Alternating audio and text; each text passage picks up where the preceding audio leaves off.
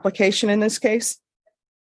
Court is calling 2023 CR 3937, State of Texas versus Roxana Bernal. Can I have parties announced for the record for the state? Hank Wilkins for the state, Your Honor. Defense, Orlando Ways for the defense, Judge. are you Roxanne Bernal? Yeah. Defense, have you received all the discovery and did you review it with your client? I have, Your Honor, and I did, Your Honor. Court will find that the state is in compliance with discovery. Ms. Bernal, I'm showing you what's entitled application for deferred adjudication or community supervision. Did you review that with your attorney? Did you understand it? And did you sign it? Yes, ma'am. Showing you what's entitled true bill of indictment. Did you review that with your attorney? Did you understand it? Counsel, do you waive the reading of the indictment? We do, Your Honor. State, are you proceeding on the indictment as presented? Yes, Your Honor. All right, I'm showing you what's entitled court admonishments. Did you review that document with your attorney? Did you understand it? Did you sign it in all the appropriate places? Yes, ma'am. Did you understand you're charged with the offense of possession less than 1 gram? That's a state jail felony. The range of punishment is anywhere from 180 days up to 2 years in the state jail facility and up to a $10,000 fine. Did you understand? Yes, ma'am. If you have a plea bargain agreement, the court does not have to follow your plea. If for any reason the court doesn't follow your plea and gives you more than you bargained for, the fact that you entered a plea will not be used against you and you will be allowed to withdraw your plea. Did you understand? Yes, ma'am. Did you understand you have a right to jury trial, a right for you or your attorney to cross-examine and confront any witnesses the state would call in the right to remain silent? Did you understand by entering this agreement, you were giving up those rights? Yes, ma'am. And did you intend to give up those rights and enter into a plea in this case?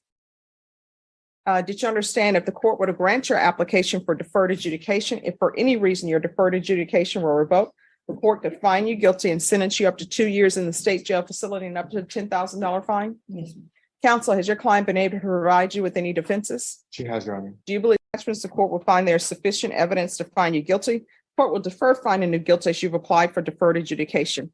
Are you proceeding with sentencing? Yes, Your Honor, we are. Anything you wish to say on behalf of your client? Just that the court follow the recommendation, Your Honor, and grant your deferred adjudication.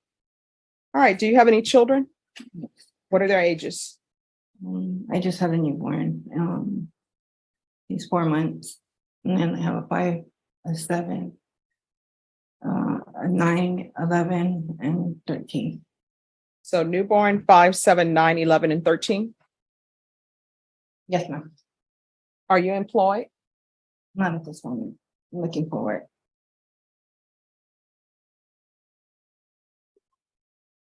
Just 1 moment off the record.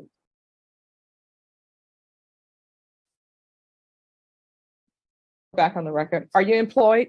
Not at the moment. Are your children living with you? With my mom. Child Protection Services involved? With my newborn. Not my mom has the others. So does your mother have custody of the 5, 7, 9, 11, and 13-year-old? Were your rights terminated? No, they weren't terminated.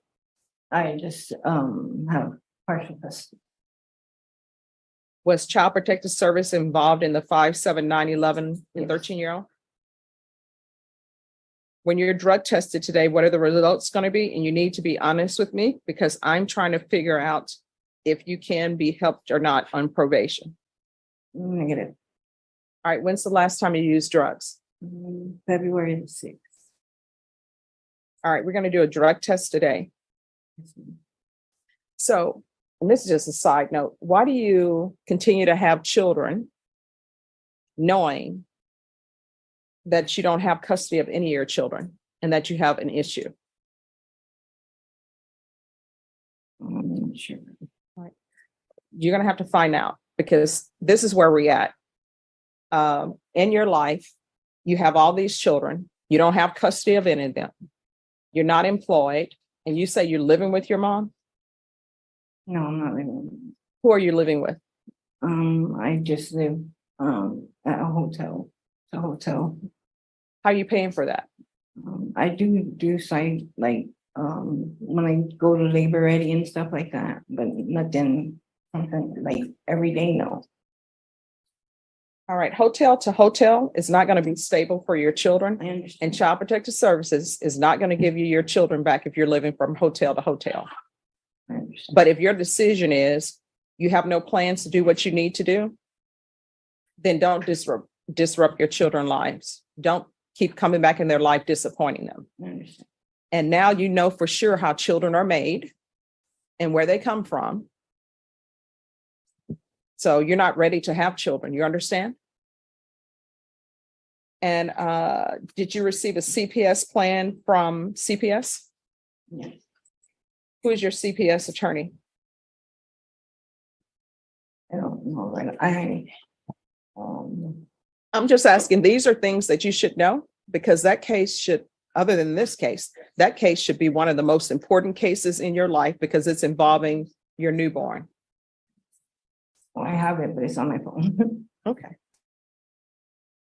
All right. Anything you want to add, counsel? No, Your Honor. So this is what the court is going to do. The court is going to sentence you to 3 years deferred adjudication. If she completes what she needs to complete for CPS, of course, she can always come back and ask for early termination. But that's going to be 3 years deferred adjudication, a $500 fine that will be probated, CPS compliance, and probation. If you can look and see whether or not CPS has her in their treatment program. If they do not, we're going to do a referral to felony drug court because there was more than morphine in that vehicle. Referral to felony drug court. If felony drug court does not accept her, we're going to do a TAP evaluation, follow TAP recommendations. If TAP recommends inpatient treatment, we'll start with intensive outpatient treatment.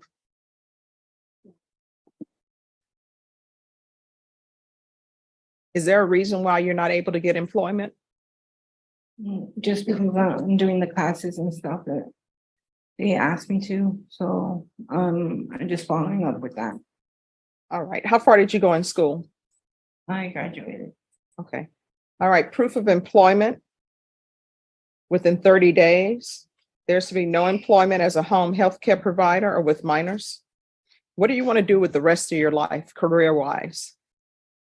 Well, I was going to school in the county, but when I had my twins, one passed. I'm sorry to hear that. So what are your plans now? I want to go back to school.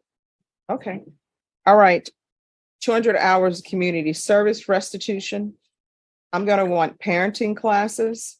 And if CPS, which they should be giving her parenting classes, that can count. And if she completes the parenting classes, I'll waive 40 hours of her community service restitution. And she's going to do trade school or either some higher level of education. If she completes that, the remaining hours will be waived. Regular reporting by Zoom or in person. There's to be regular UAs. We'll do a UA today to see what's going on. 90 sober meetings in 90 days. Field visits. 1 time per month until further notice. No unsupervised contact with minors. If CPS ends up allowing you to have unsupervised contact, then you can come back here and the court will consider changing that. But for now, there's not to be any unsupervised contact because I know CPS tells you where to have your visits and when. Probation, is there anything else you need? Is there anything else you need from the court? I'm going to show you what's entitled Trial Court Certification of Defendant's Rights to Appeal. Did you review that with your attorney? Did you understand it and did you sign it?